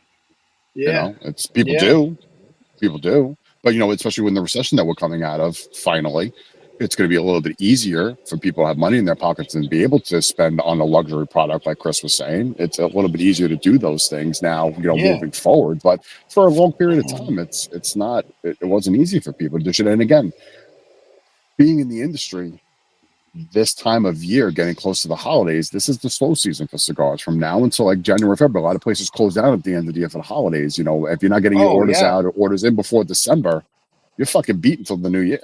It's just the nature of the business. You're fighting holiday money. You're fighting holiday travel. And luxury even things kind of get pushed a little to the side, and the consumer has that mantra of, well, I've got enough here to hold me over until the new year starts because I got to get through Thanksgiving, I got to get through Christmas. Right. So, but even from a so if you're God. No, you're right. But like, it's rough, man. It's rough. You're trying to survive, so you're there when the business does pick back up. Like you say, we're coming out of that recession.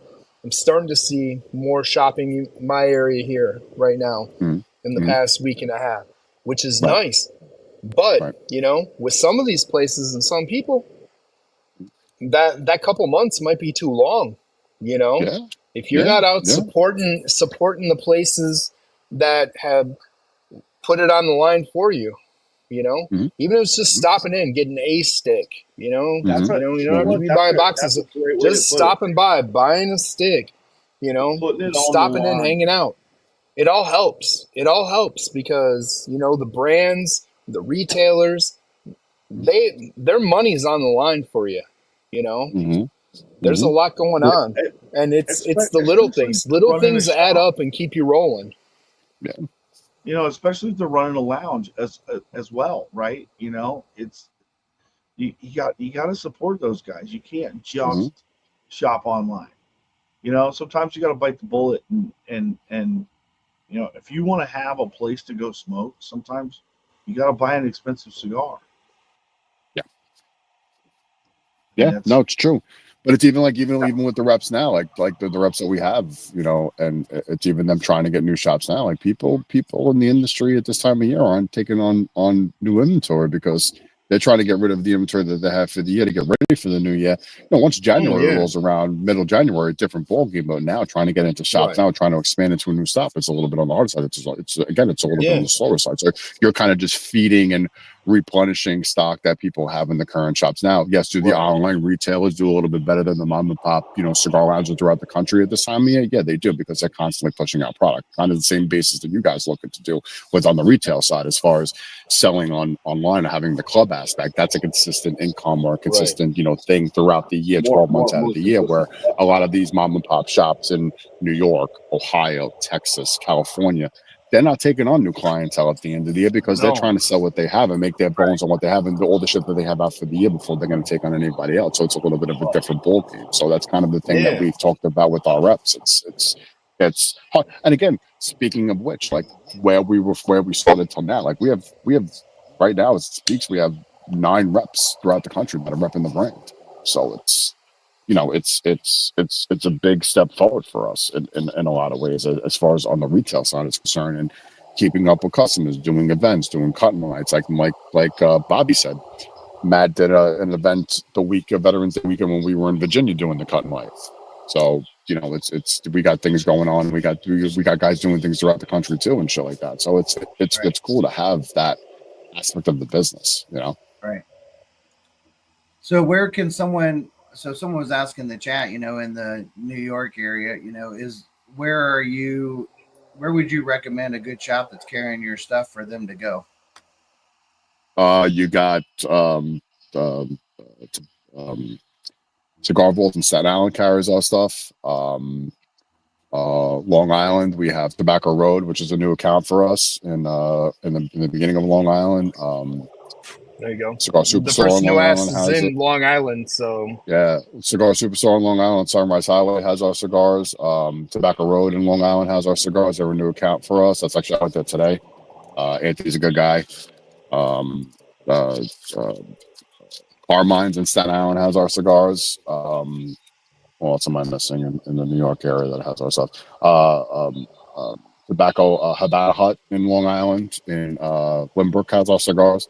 There's a couple places in New York where you can get our stuff. And if you have a hard time, we have the shop finder on the website, which the boys have linked in the chat. If you can go on there and look for it. If you have any questions and you're looking for something in particular, you need something, you can always just DM us on Instagram. Right. I answer them 99% of the stuff on the social media feed. So yeah, I mean, if you have a hard time finding stuff, or even if you want to get something shipped to you, there's plenty of online retailers that ship. Toro, OGT, Cigars Daily, which just got into recently over the past couple of months.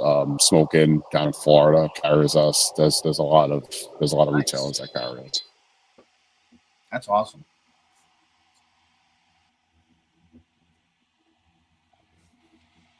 Yeah, and then the one thing you're talking to retailers, the one thing a lot of people don't realize too, any inventory they're carrying at the end of the year, they're getting nailed on taxes for inventory at the end of the year. So when you're saying they're not bringing it in and people wonder why, that's the reason why. Because whatever they have in inventory at the end of the year, they're going to pay a tax bill on at that end of the year. Just so you know, it's not like they're saying we don't want to carry this brand or that brand or anything like that. They're just trying to lower their tax hit at the end of the year for inventory, and that's why you'll see a lot of stuff come out and places pick back up at the beginning of the year too. Yeah. And listen, I tell people this all the time. If you have a shop in your area that doesn't carry us, it's your local shop that you want, and you hang out in, or you purchase cigars from, and you don't see our brand in there, you mention it to the owner, or you have a connection and you want to try to get us in there, send us the information. We have no problem reaching out to any shops, or if you have a close relationship with the owner or the manager of the shop and you're looking to bring us in, you can have them reach out to us. And whether it's through the website, or emailing us, or DMing us on Instagram. Funny enough, we were just talking about it. The shop Tobacco Road that just opened up here in Long Island. They reached out to us through Instagram. His nephew smoked the guy who owns it. One of the guys who owns it, his nephew is a huge fan of ours, and said, "You got to bring these guys in. You got to bring these guys in. I don't have that contact information, but you got to bring them in." He messaged me on Instagram. Got his phone number. We got on the phone. We talked about it. Boom, boom, boom. And now we have a bunch of our lines that actually went there today on my way home today to go stop in there and see how he's doing, and sales are doing well. He wants to set up an event in the beginning of the year once again. It's a slow time to get in and do shit now. It's not really the best time to do shit for the holidays.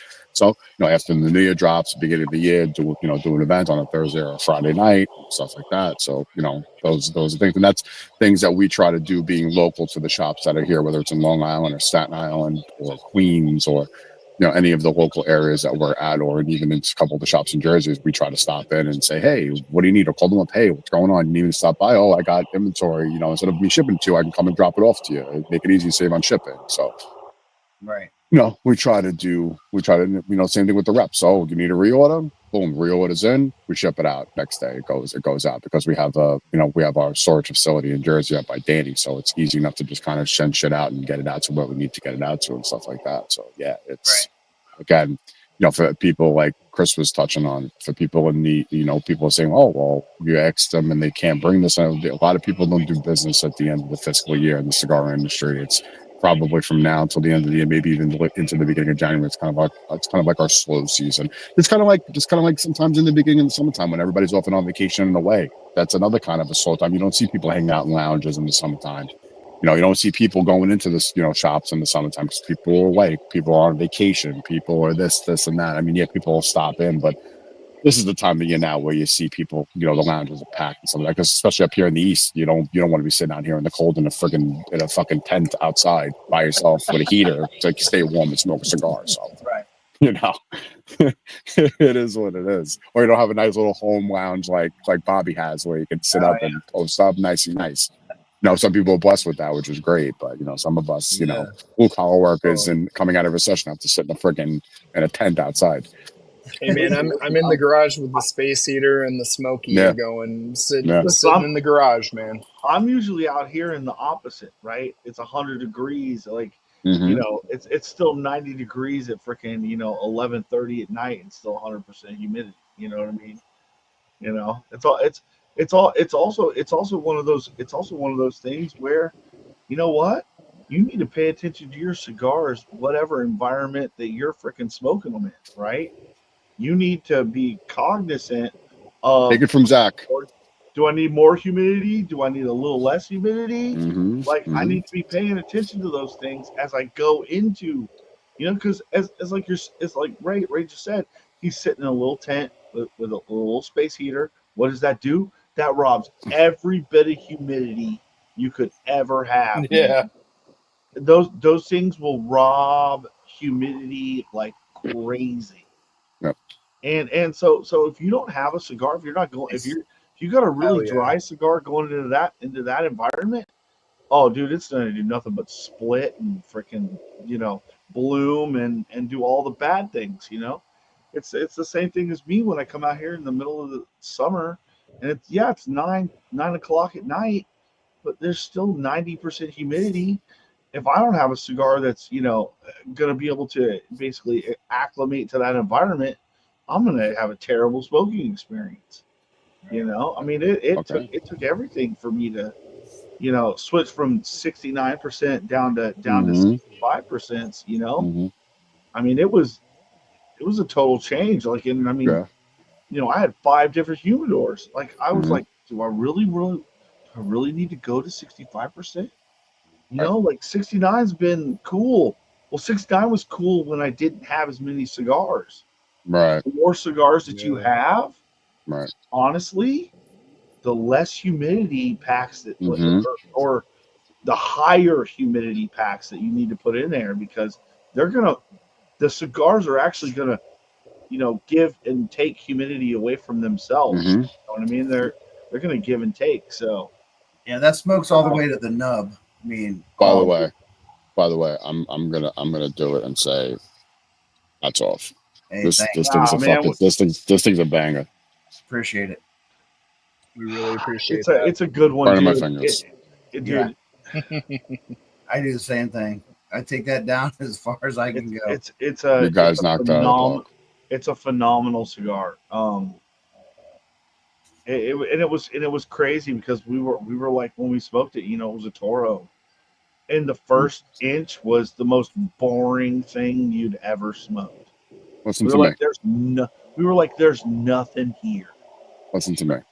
Blindly, without even putting my mouth on it and smoking it, this in a 60 would be fucking ridiculous. Oh no, that's what I said. I know what you said. That's why I'm saying it. I'm saying blindly just smoking this size. I think it has to go up in ring gauge and in length to be able to be a full Toro size. It has to go up. It has to go up in ring gauge. 6x60, I think would be 6x60 is where I was at. 6x60, I think would work. Yeah, 6x60. But where we smoked it, was at like 52 by 6, right? And it just didn't work. That's why we cut that whole first inch off, and we were like, leave it the same ring gauge, just put in a Robusto, and we got it back, and we were like, oh, this is. I want to put my name in that when you guys get this as a tester on 6x60, and I want to smoke it with you guys. Definitely. Oh yeah, dude, I'm telling you. I mean, I think this would be good in really a lot of ring gauge sizes, but for me, like when Bobby put the idea in my head earlier, when you were saying, "Oh, you're thinking about going up and doing 6," I think this thing would be a fucking beast in a 6x60. Yeah, that's exactly. Not that it's not already. Yeah, no, it's a great. Like you said earlier, it's a great nightcap. It's a great quick smoke. It's just. I can't wait to go to bed. Yeah, but you know what? When you look at that thought, I think the increase in ring gauge to the increase in length compared to what it is right now it makes sense because like Right. there's a ratio. I think there's a ratio on this cigar that needs to be maintained. And right now, I think the ratio's spot on. Yes. So to keep that ratio, I think you have to go up in ring gauge to go to a full torque. It's fun fact for all you people in the chat. If you go up in size, because the blend is that good, forget about the wrapper. If you go up in ring gauge size, you get to showcase the blend that much more. Yeah. Isn't that a cool thing where you learn more about like that the blend of the filler actually has so much more impact than you ever thought it did, you know? Well, dude, Because that can kind of say the same. You can kind of say, yeah. Go ahead. No, you. Quote again, Jesus Christ. I hate the fucking Eagles, by the way. You can say the same thing again, not knocking the wrapper on this blend. The wrapper fits the blend perfectly. But a blend like this, you can have the ability to go up to that 60 ring gauge size with the same wrapper and showcase the blend more. Where if you look at something like the Goldie Grace, where the wrapper is phenomenal, not taking away from the blend, but you're showcasing the wrapper in the smaller size, and you're getting the essence of that wrapper more so in the small ring gauge size. Yep. You can also say the same with the Sumatra. Like when we had it in the 50 compared to the 54, yes, the blend was good, but the Sumatra wrapper itself is the standout. But bringing it up a couple of notches and retweaking the blend along with that wrapper makes it, you know, again, it's like being I say the same thing about Ish. I say the same thing about because I've smoked a ton of Ish cigars, and same thing with Tony. They have that science down. Like their lab coat has the fucking pen in it with the pocket protector. Like they know what the fuck they're doing. Like, yeah. Same thing you could say with you guys, because your knowledge compared to me as far as bourbons and scotches and all different type, like the guys, the micro guys or the big name brands, like they have those things down to a science of what needs to be in here. So it's the same concept in retrospect in the cigar business. Yep. It's like these guys know how to take a blend and be like, nah, I think this would be better in a 60 with this wrapper. Nah, I think this would be better in a 48. And you know what? This would probably be really good in a Lancero. Let me try the Lancero. All the other Lancero is really good when it sits and it acclimates, it ages, and it marries, as Joe says all the time. Those tobaccos marry together, whatever size you're putting it in. Because, Zach, you know, with the Taste Tester Tuesdays, you can go through 5, 6, 7, 8, 9, 10 different types of blends in the same aspect in different sizes, and they can all suck because the blend's not where it needs to be at. Forget about the wrapper. The wrapper, you know, is again, but you can go with the wrapper too, because if the wrapper's not good either, it's that science. It's like going to. It's a funny comparison, but for me, it's like going to use a guy who's a car broker to get a car or a leasing company instead of going and getting finagled by the fucking by the dealer, because it's like they're doing all the work for you of what you're looking for in a car, like you're looking for in a blend, and they're taking that aspect away from you where they're just fucking you up because they just want to sell product, where they're actually doing the work to get you what you want. Right. I don't know if that makes any sense, but it makes sense to me. Yeah, no, absolutely, man. Well, I know we're coming up. We're just now hitting the 2-hour mark. I know. Yeah, perfect timing. You gotta go to work in the morning, and this is about when we usually call it anyway. Finish your cigar. So I'm done. thanks for coming on with us. Appreciate seriously. Listen, anybody listen, if you're not looking, I know they're gonna be out there. Keep your eye out, keep your eyes peeled for the freaking top secret. I know they're sold out. Well, they're sold out. They'll come back up, man. Like they are fantastic. This cigar to me is Cigar Clowns heyday of, you know, like 2020, 2021. It's and that cigar's gonna age. Oh, dude, I can't wait. Like seriously, I can't wait. That in 6 months. I can't wait to put that 5-pack away and just forget about it. Yeah, smoke that in You 6 know? months. It's gonna be a different. It's gonna be a different experience.